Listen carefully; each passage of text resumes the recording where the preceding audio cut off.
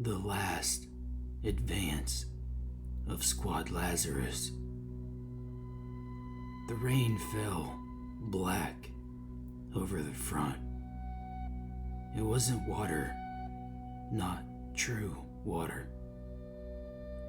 It was ash mixed with old blood and the soot of 1,000 artillery strikes drifted from the heavens in greasy streams, coating the trenches of the 9th Crusader front in a slick film that smelled of iron and open graves.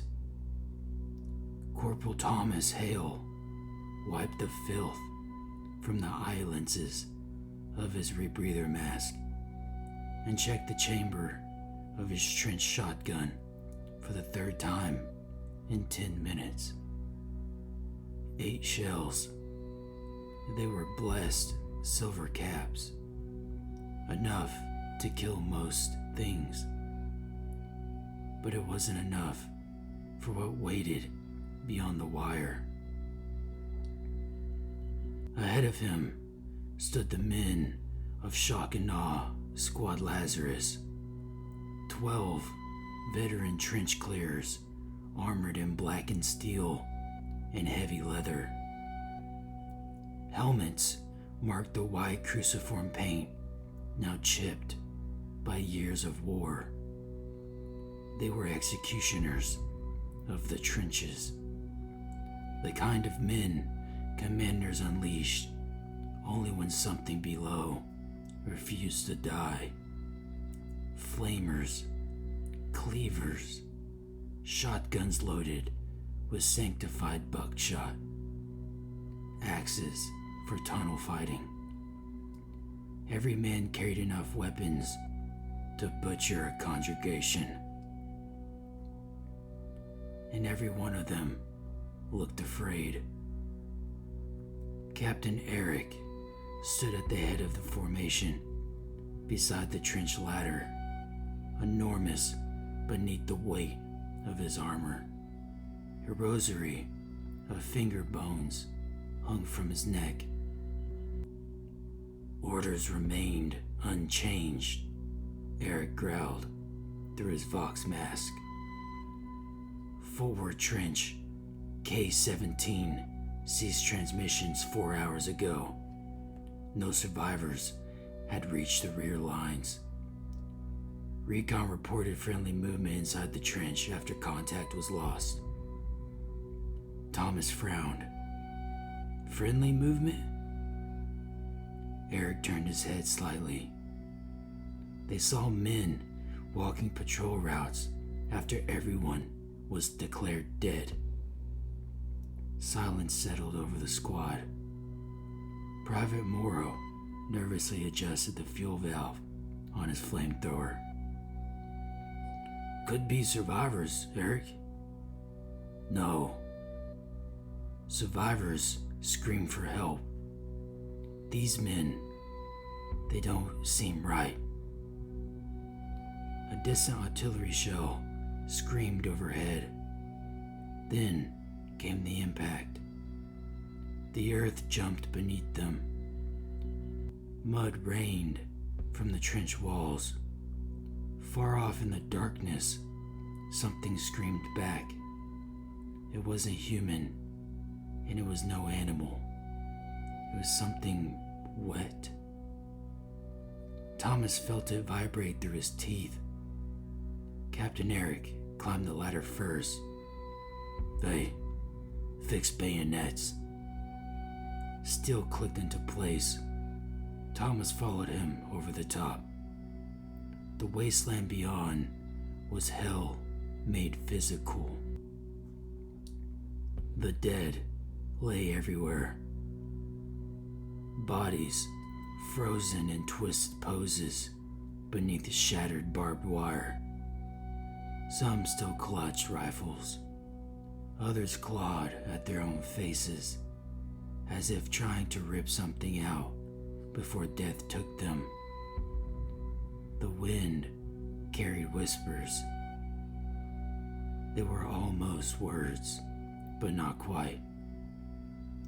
The squad crossed no man's land beneath the pale glow of burning flares. Every crater looked deep enough to swallow a man forever. Every corpse seemed to move when viewed from the corner of the eye. Finally, they reached K-17. The trench was quiet. There was no gunfire, no calls, and no movement. It just looked abandoned. The only sound coming from the trench was the creak of loose timber and the distant dripping of water somewhere below. Captain Eric dropped into the trench first. Thomas followed. The smell hit immediately. It was the smell of rot. And it wasn't ordinary decay. It smelled sweet.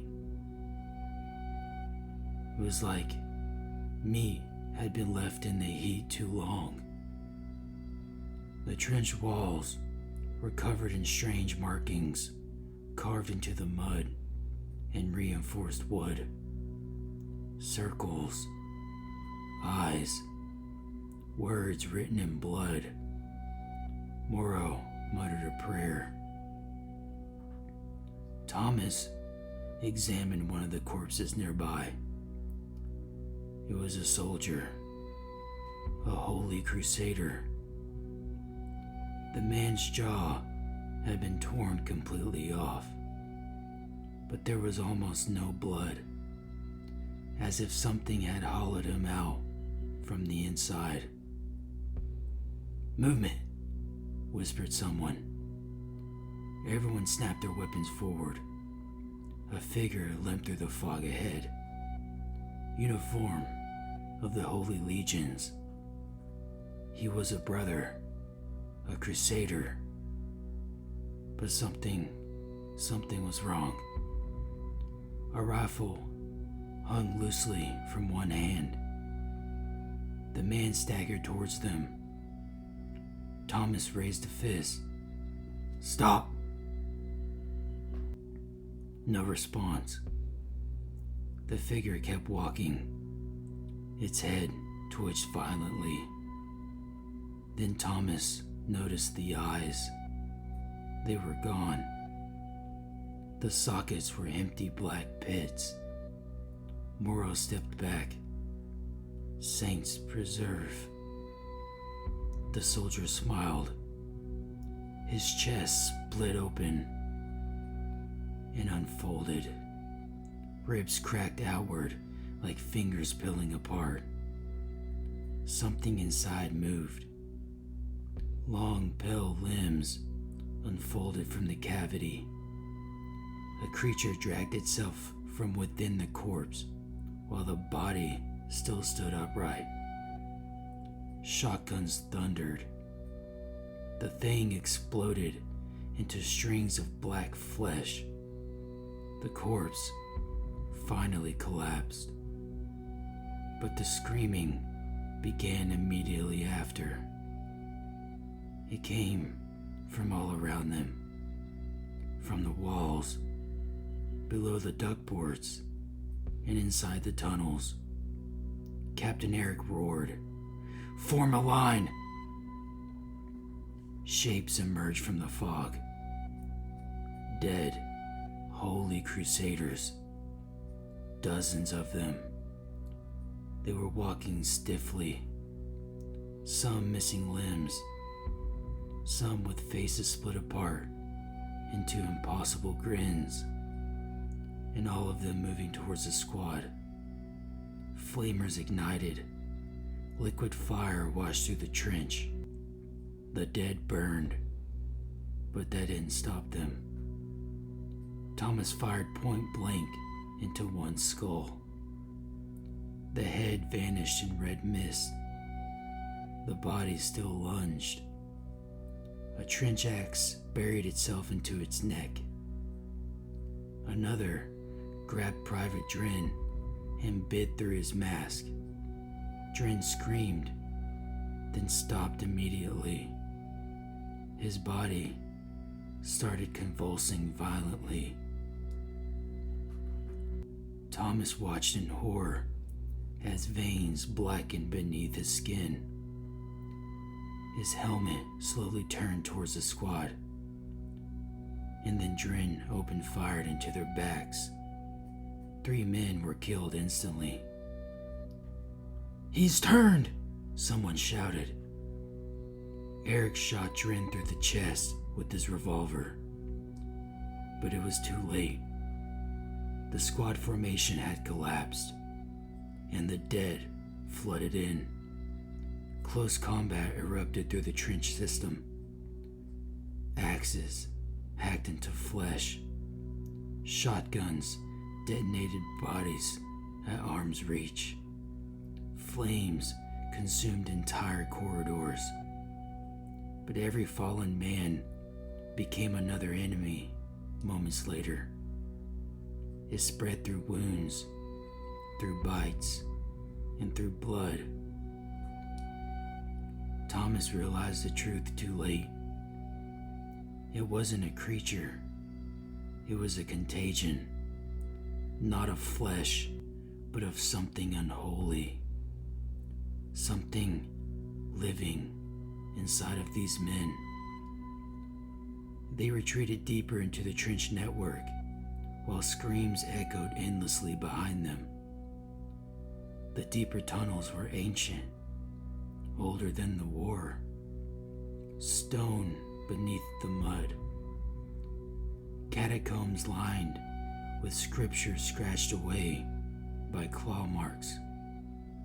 Then they found the chapel, a buried underground sanctuary illuminated by hundreds of candles. And in the center, something knelt before the altar. At first, Thomas thought it was a man. Then it stood. It was far too tall. Its skin hung in strips like wet paper. Thousands of human faces shifted slowly beneath translucent flesh, pressing outward, silently screaming. Its arms dragged along the floor, and where its feet touched stone, the walls pulsed like living meat. Captain Eric raised his rifle. "What the hell are you?" The thing answered with many voices. "We are left alone. A collection." Every candle extinguished immediately. Darkness swallowed the chapel. Then came the whispers. Thomas heard voices of the dead. His brother, who had died early in the war. Fellow crusaders he had watched perish. Some died in his arms. He heard their promises and forgivenesses. One by one, the squad lowered their weapons. Private Morrow removed his helmet first. He smiled peacefully, then smashed his own head repeatedly against the stone altar until his skull split open. Others began turning weapons on themselves. Captain Eric screamed prayers while firing into the darkness. The muzzle flashes revealed glimpses of the thing moving impossibly fast between the columns. Eric shot it a few times, but it wasn't enough. It grabbed him with impossible speed and tore him in two. Thomas watched in horror. In that moment, he decided to run, not from cowardice, but from instinct. This was a failed mission. He had just watched his entire troop slaughtered. He ran, the tunnels behind him filled with wet footsteps and distorted voices. His vox crackled. "Thomas!" Captain Eric's voice. "Thomas, help me!" Thomas kept running. That wasn't Eric. He had just watched him die. He emerged back into the trench alone. Dawn had not come. The sky remained black. The dead filled the trench lines, shoulder to shoulder, unmoving, watching him. Thousands of hollow eyes. Then they all spoke together. "Carry us home." Thomas fired his shotgun until it clicked empty. The dead did not move. They did not attack. They just simply watched. They were waiting. He tossed his shotgun and ran across no man's land towards the friendly lines, towards safety, and towards humanity. When the sentries spotted him, they shouted in relief, "Survivor!" They lowered ropes, pulled him into the trench. Hands grabbed his shoulders. Voices asked questions. Thomas tried to answer, but something felt wrong. Warmth spread beneath the skin. A movement inside of his chest. A crawling, scratching had begun. The medic removed Thomas's mask, then froze. "What? Where? Your eyes are gone." Thomas reached for his face. His fingers touched empty sockets. Darkness poured from them like smoke. The trench alarms began ringing. Men screamed. Gunfire erupted. Whatever Thomas used to be, he was no longer. His memories were gone. He was no longer a crusader or a part of Squad Lazarus, a veteran soldier reduced to a machine, an unholy machine.